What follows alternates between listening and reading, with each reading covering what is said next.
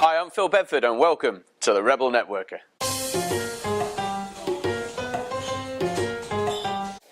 Have you ever noticed when you're networking that you meet some people and immediately you bond? Other people you meet and you really can't stand them. It's just like, get away, you annoy me, there's something uncomfortable. We could be losing business hand over fist. So over the next couple of shows, we're going to be looking at behavioural styles and how they can impact your networking. This week, we're going to be looking at the go-getter.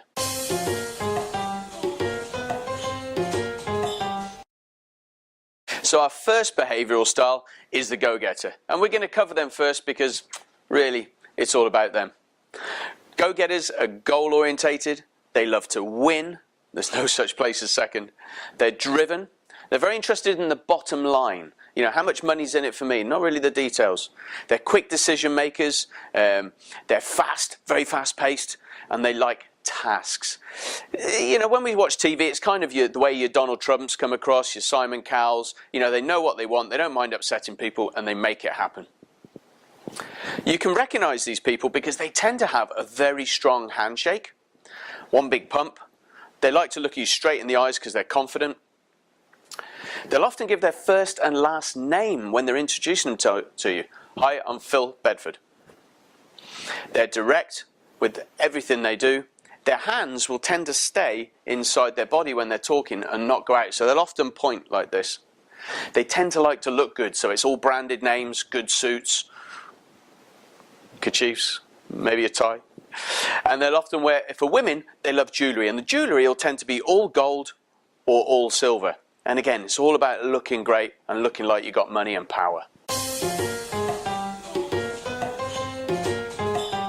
When we're networking, what we need to do, of course, if you're the opposite to this, is we have to make people more comfortable with us. So we have to bring ourselves up to their level or drop down to whatever energy levels they're on. So with a go-getter, we need to pick up our energy levels. We need to be confident. We need to look at them in the eyes.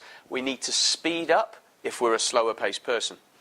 Basically, we have to let them feel they're in control of the conversation by asking them questions about them. And help to build them up. Ask them questions about, you know, tell me about your successes. Tell me why you're better than your competition. Basically, let them see that they're hitting a goal by talking to me. That I am somebody that they need to speak to.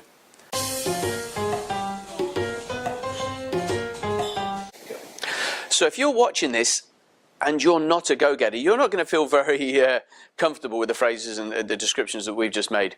If you are a go-getter, you're sitting there thinking, hey, this is me. Every style has challenges as much as it has positives.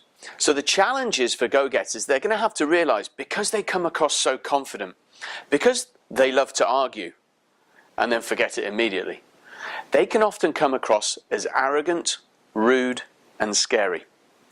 Now, are those the kind of people that we really want to be connecting to when we've met them for the first time? So if we are a go-getter and we're looking to meet with people who are not the same as us, we're going to need to tone it down a bit and mirror them.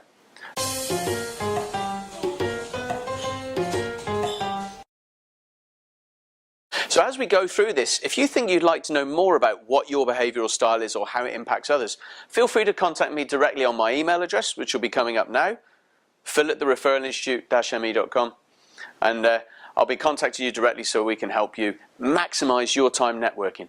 Coming up in the next show is the promoter behavioural style.